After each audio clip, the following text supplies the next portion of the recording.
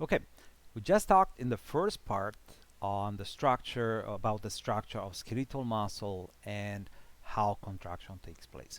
Now, let's see how these contractions translate ultimately into movement.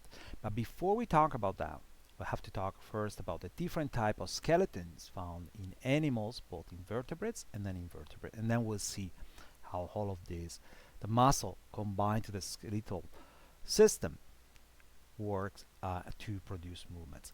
So in general, there are three different types of skeletal system you can find in animals. You have hydrostatic skeletons, exoskeletons, and endoskeleton. The endoskeleton is the type of skeleton we have, for example. So let's go through each one of them. Well, the hydrostatic skeleton is the one that you find in very simple invertebrates, such as cnidarians, flatworms, worms, for example, which are annelids, um, jellyfish, all those animals you see there. And what it consists at is basically consists of a sac containing fluid inside at a certain pressure. By having a sac that, or several sacs combined together, with liquid at a certain pressure, basically this pressure here is making this structure extremely resistant, extremely solid, so that it can, first of all, keep the structure of the overall organism stable. So that, for example, inside, this is a section that you see in a worm, for example. By having this sac at a certain pressure here, the overall body has its own shape, does not collapse randomly into whatever form you put it on. It would have its own structure overall. The second thing is that now you have a sac that can be used also for the muscle present in this worm, also to work on to produce the overall movement of this overall structure here. So how is this type of skeleton used to produce movement? Well, here we see the example of how it works in a worm. In a worm, what you have, first of all, the body of a worm is organized in different segments, and these segments can be enlarged or constricted independently from each other, overall though having an effect on the other segments and in the overall structure of the worm. So how is the contraction and relaxation organized is through two types of muscle. So you have longitudinal muscles that basically go through the length or following the length of the overall worm. And then you have circular muscles here, which instead can compress, so they go around the each segment here, and they can compress, ultimately reduce the volume of that section right there. So how is movement produced? Well, it's produced by the effect of these two sets of muscle ultimately on the hydrostatic skeleton, so this sac here. So the liquid inside here can be pushed in one direction or the other depending on how these muscles are contracting or are relaxing, or in an organized way. So you can see right here what happens. Imagine this being one of the extremity here. So what you can have is that if in this end here you start having that the circumferential muscles here start contracting, they would cause ultimately the constriction of these segments, right? And if this takes place at the same time with the relaxation of the longitudinal muscle here, so they don't oppose to this constriction here, and the opposite effect here, you have that in this section here instead you have that the circumferential muscle, they do relax, whereas the longitudinal muscle contracts here. What you have is that these result in the squeezing of the liquid ultimately inside the hydrostatic skeleton here, being pushed in this direction, gets pushed in this direction right here. Now if this takes place in different section in a similar, what you ultimately results in is in the pushing of fluid in this direction, which basically would elongate the overall body in the desired direction, therefore causing the movement of this organism in towards the right in this example of this slide. The second type of skeleton you can find in animals is the exoskeleton. Now, this is, as the word says, a skeleton that is found outside the body of organism. It's rigid, can be extremely rigid. Just to give you an idea, think about the exoskeleton of a lobster. Bite into that. That hurts. Extremely rigid. Consists of carbohydrates, modified carbohydrates, that makes it chitin being a big one. And again, it gives this very, very strong structure outside. Now it has different function. It has a function of protections. That's obviously direct. You can imagine like having a hard surface on the outside, as you can see here in this beetle. Here protects it from anything that any hard structure falling on it or so on. Support of the body overall allows for the body to keep its own support. If you take it out, this will not look the same way overall. And then the movement. And how the movement is achieved in this case is by direct contact between the skeletal muscle, which will be inside the body, and the exoskeleton, which is mediated by myofibrils that connect directly there. So, for example, in this cricket right here, what you have is that this muscle within this part of the leg will be connected with myofibrils here to the opposite part of the exoskeleton here. Opposite in a sense of this articulation right there, and this connection will cause the movement of these two parts of the exoskeleton compared to each other, depending on the contraction or relaxation of these muscles. Finally, the third type of skeleton, so we have a hydrostatic skeleton, exoskeleton, and the third type is the endoskeleton. That's the skeleton you have within your body.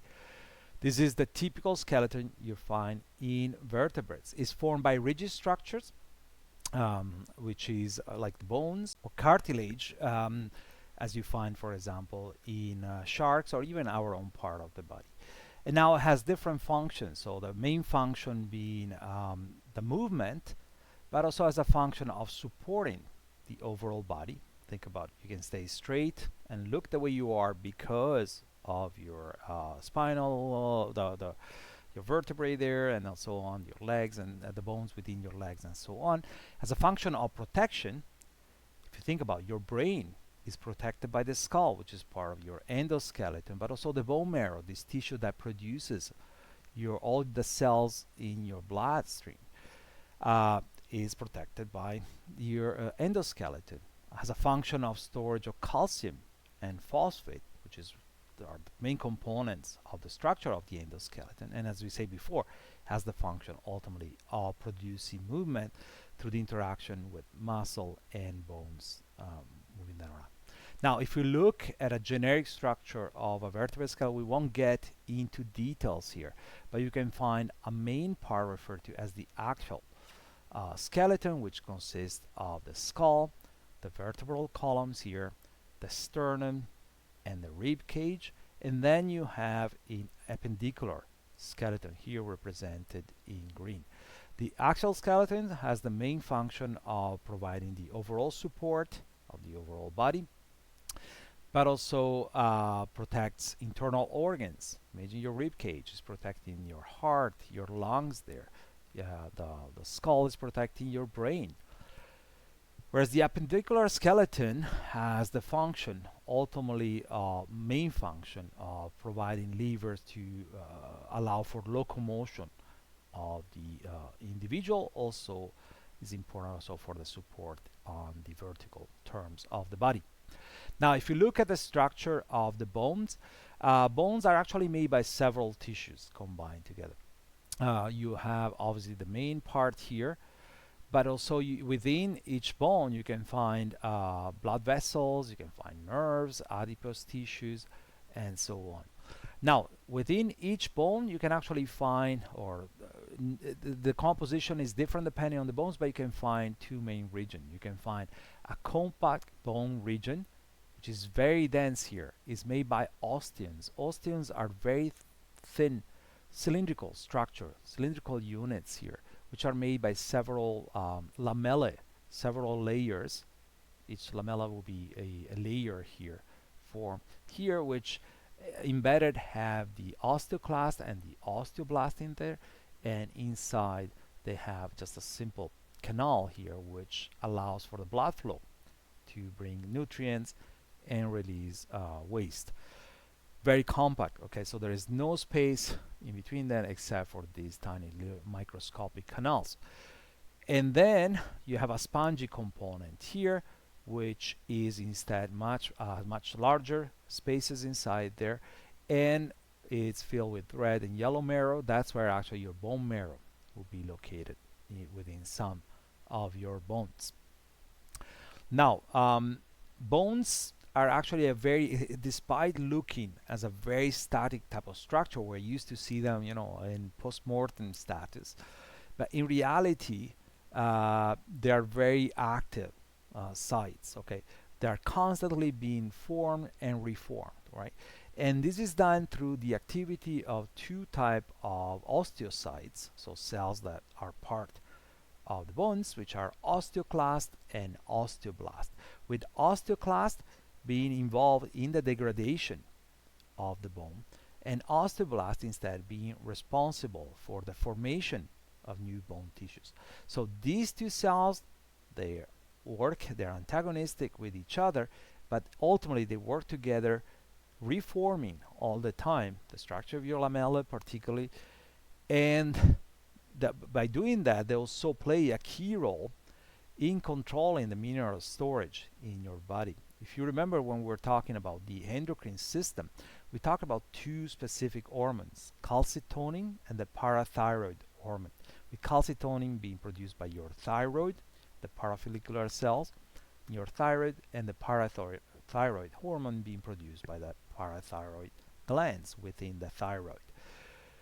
And these hormones, if you remember, were actually acting exactly on osteoclast and osteoblast, inducing, for example, calcitonin was inhibiting osteoclasts and stimulating, activating osteoblast. And by doing that, it was produced, first of all, calcitonin when the calcium level in the blood would have been too high. The thyroid would have produced calcitonin exactly to reduce that amount of calcium in the bloodstream. And so together with activating or inhibiting the absorption of calcium by the kidney cells or nephrons and the intestinal cells, they would have worked exactly. So calcitonin would have worked by inhibiting the osteoclast, so the degradation of the bone, and stimulating the formation of new bone by doing that, stimulating the absorption of calcium from the bloodstream. The opposite effect would have been reached by the parathyroid hormone, which would have inhibited osteoblast, is produced by the parathyroid gland in response to low levels, of calcium in the blood. So there is need of calcium in the blood. Produce parathyroid hormone, inhibit the osteoblast, so there is no more bone formation, and it stimulates the osteoclast to degrade the bone so that there is more calcium release at this point in the blood circulation. And again, these working together with the at that point function on the nephrons and the intestinal cells. So, and this reflects how important bones are not only to support, to produce locomotion, but also to store ions. In this case, we talk about calcium, but also very high level of phosphate that are contained there, which can be quickly released or removed from the circulation. Another important function of the bones are to protect internal organs or tissues, and among them there is the bone marrow that is protected by your bones. Some of your bones, your hip bones, ribs, for example, they do contain the bone marrow, and the bone marrow is that tissue that basically contains the hematopoietic stem cells. So contains hematopoietic stem cells plus other supporting cells that keep them alive, basically, and might stimulate them to produce all the cells that you find in your bloodstream. So your red blood cells, white blood cells, and so on, platelets, whatever cell you can think of in your blood, they're all produced starting from these type of stem cells referred to as the hematopoietic stem cells, again, which is found in the bone marrow within your bones. Now, let's finish up this lecture by talking about the movement in vertebrates, so specific movement on organisms that have an endoskeleton.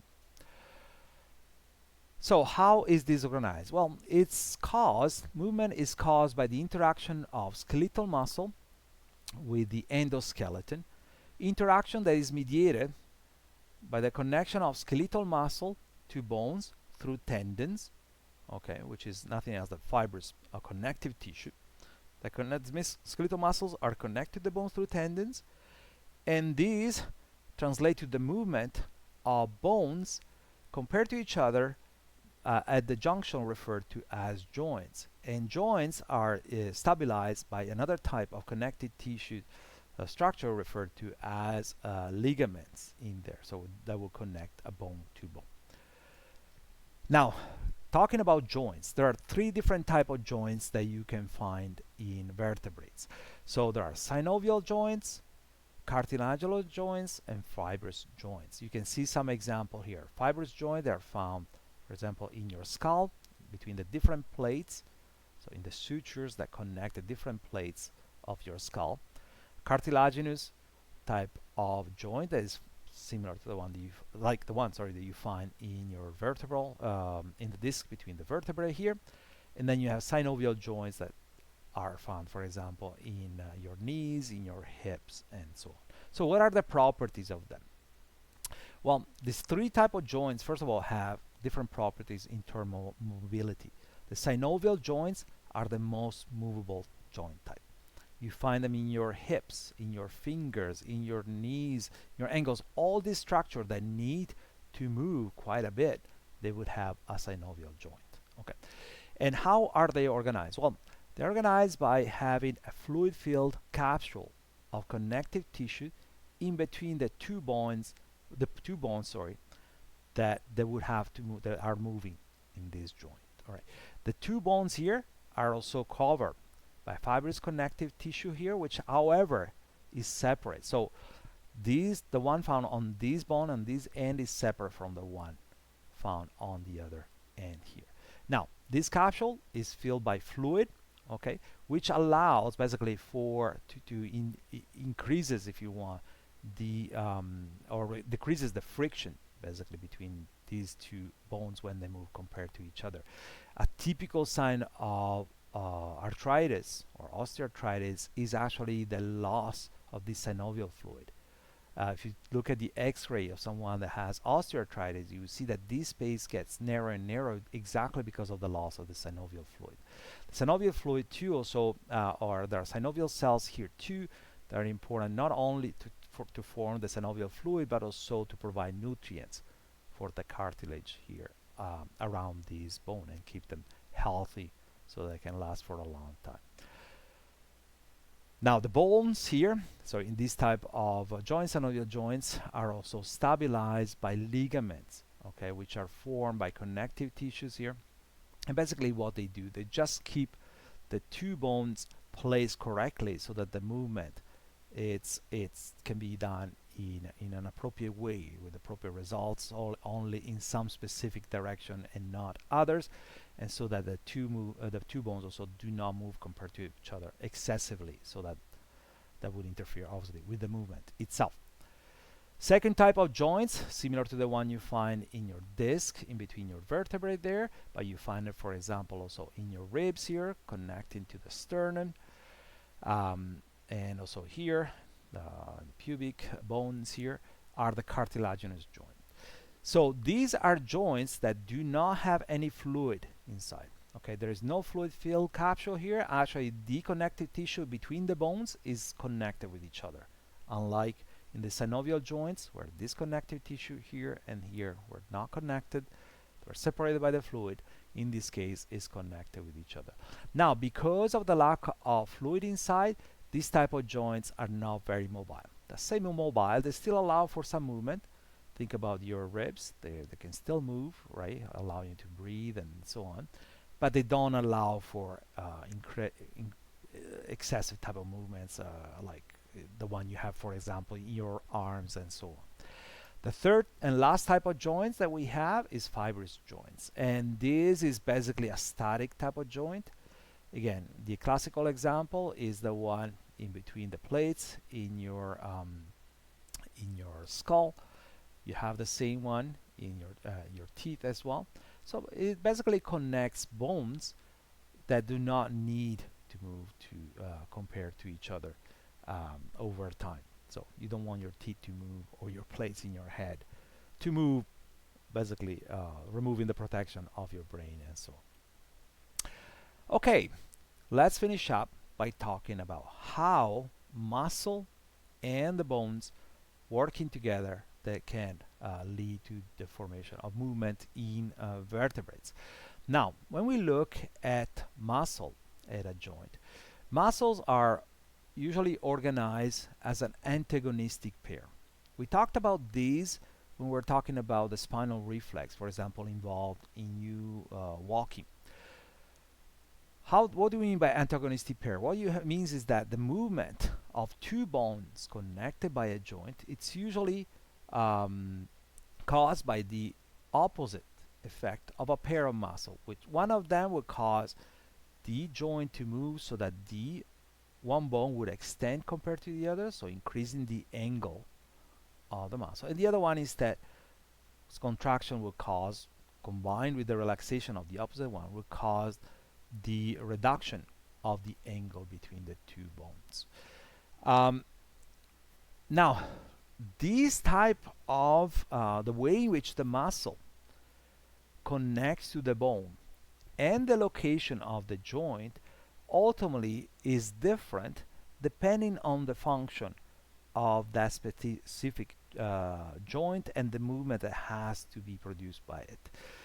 Um, Here, some words in terms of physics. So basically, when we talk about the movement of one bone compared to another one, ultimately, we're talking about the movement of two levers.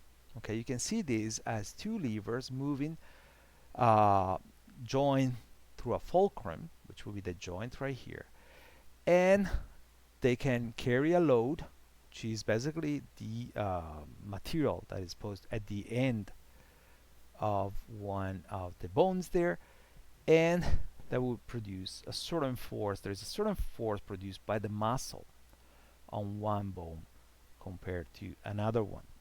So how does this goes, or the reason why we talk about this is trying to make you understand how all of these things, so the location of this tendon of a muscle on a bone and the location of the fulcrum, so the joint between the two bones, ultimately has evolved to maximize the type of movement that a specific type of articulation here has to achieve.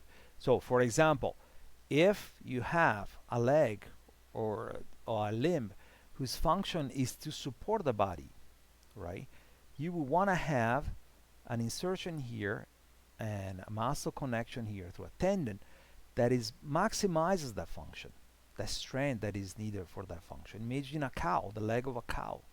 It has to support for a long period of time a big weight. Opposite, imagine the leg of a rabbit. It has to run fast, or a leopard. You want to have at that point insertion of the muscle and the joint located so that function can be achieved in an easier way. The speed that is joint is responsible for can be achieved in the best way possible. So how is this achieved? It's achieved by working with two things. So the adaptation to speed and strength ultimately is reflected, or evolution has acted by working on two things: the point through which the muscle insert into a bone, and the point in which the joint or the fulcrum, going back to physics there, is located in a specific articulation. For example, this one is located more towards the middle of this bone compared to this one right here. In this case, look at the tendon here compared to the one right here, is located more towards the middle part of this bone compared to this one here, which is located closer to the end right here.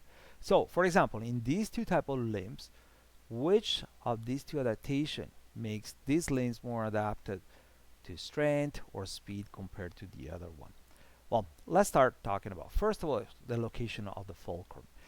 The location of the fulcrum, again, is extremely important, particularly if you have to carry a lot of load. And in general, if you look at the way two bones meet with each other, where the fulcrum is located, you would see that if the fulcrum is distally located, it would allow for a faster movement compared to one that is located more proximally. So, for example, in this case, this is more distal, more towards the end here of the bone, and reflects a better adaptation to speed at the cost of making this type of articulation here less prone for strength. The opposite for this one. The fulcrum, the joint here, it's farther from the end here, so it's more proximal, and therefore makes this type of joint less prone to speed but better for strength. You think about it. So imagine like you're playing this game. I do it all the time with my kids, where basically you're sitting on a lever on top of a fulcrum here, right? And you want to go up and down. So your kids say, "Come on, Papa, let's go up and down," and vice versa. The papa say, "Okay, I gotta go home. Let's gotta make dinner." Now, so what you want is you want to go up and down. The problem is that when, for example, it's an adult, like in this case with a kid, if you put them at the same distance from the fulcrum here, you would have that basically the poor kid is always in the air, whereas the father is sitting down here checking his email. How can you balance that? Is exactly by doing what this adult is doing, moving or shortening the distance between himself and the fulcrum here. By doing that, basically now you have that this articulation here is becoming more prone to deal with higher load. So it's becoming stronger. Not necessarily faster, but stronger. Same thing here. These, what is doing here, by putting this fulcrum here, this joint closer to where the load could be, you're making this overall articulation more prone to deal with a higher load. Same thing right here. However, this goes at the cost of speed. And the reason being that ultimately the speed you can achieve and the distance that each stroke allows you to do is proportional to the distance between where you have the contact, let's say, with the ground and where the fulcrum is. So here you have a much longer distance. Imagine this being one of the limbs in an animal, right? Now, every time these two bones move compared to each other, you're doing a much longer speed because of this is longer. Imagine this moving this way compared to this one. This one will just move up to here. Not much, right, compared to this one.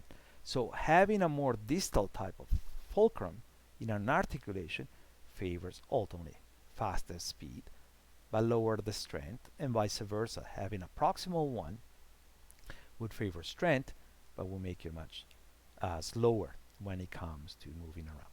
So that's for the location of the fulcrum in an articulation. When it comes instead to the muscle insertion through the tendon in the bone, what you have there is that if a muscle insert closer ultimately to the fulcrum, would allow for better speed compared to when it goes farther from the fulcrum, from the joint there. And just to be very direct here, imagine you are asked, you're given these 2x10, let's say a piece of wood, a 2x10 there, which has a fulcrum here. So you put something under here and it cannot move, this fulcrum here. And you're asked to lift this load of bricks there. How would you do it? Would you do it by attaching your cable close to the fulcrum, or would you attach it closer to where the brakes are? Which one will work best? Well, this scenario here will work best. Will make it a bit easier to move this brake compared to doing this, right? Same thing here. So if you attach now a muscle far from the joint there, so distally from the joint or the fulcrum, you could achieve better strength than if you had it closer to the articulation. However, you would have less speed with this type of articulation compared to this one. Why? Because now, think about it. If your muscle is inserted very close to the joint, so proximally to the joint here, Now, the same type of contraction here will allow an increasing angle between these two bones bigger than what you get with a similar contraction if your muscle was inserted distantly. So, same contraction at this point produces larger, bigger movement here, and therefore more speed overall. So, going back to the example before, and then we stop basically here. If you look at these two structures here, now you can see how this one right here, both of them are pretty much the same size. Okay, but this one here is more adapted for overall strength but not speed. You have that this muscle here is actually inserting more distantly from the fulcrum here, from the joint here, compared to this one. This one is joined very proximally compared to the joint here. So this favors speed right here. The other adaptation you can see here that favors speed on this type of limb compared to this one is how these two bones here insert compared to each other. The location of this fulcrum here. In this case, is more distal than in this case. It's more proximal here, and therefore this adaptation to favor strength in this case, but not speed, and vice versa for this type of limb. So in summary, in this lecture, what did we talk about? In the first part, we talked about the structure of the skeletal muscles. So we talked about the structure of the muscle fibers, so which are these multinucleated cells, which contains tens of myofibrils, these smaller fibers here, which ultimately are made by several sarcomeres, which ultimately are the unit of contraction. Then we talk about the contraction, how is activated, right, by the neuromuscular junction, and how this ultimately triggers through the release of calcium from the sarcoplasmic reticulum, the Crosby cycle, which leads to the movement of the thick filaments compared to the thin filaments, and the shortening ultimately of the sarcomeres, that space between the Z lines. Then we talk about how in vertebrates you have several motor units within the same skeletal muscle, with each motor unit being all the muscle fibers controlled by the single neurons. And then we talked about the difference between slow and fast fibers. Then we talked about movements, but first we talked about the different type of the animal skeleton. So we talked about hydrostatic skeletons, like the one you find in worm. We talked about exoskeletons, like the one you find in crustaceans or insects. And then we talk about the endoskeleton, particularly the endoskeleton, like the one we find in ourselves. And then we talk about how invertebrates that have the hydrostatic skeleton or exoskeleton, they can ultimately produce movement. And finally, we finish up talking about the movement in vertebrates. So we talked about the endoskeleton and how the connection with the muscle ultimately leads to or antagonistic type of muscles, so they have an opposite effect on the same articulation by contracting or relaxing. Alternatively, then we talked about the adaptation of speed compared to strength based on the location of the joints and the insertion of the muscle in the bones. And before that, we had talked also about the bone structure and the type of joints that you can find, the synovial joint, the fibrous joint, and so on.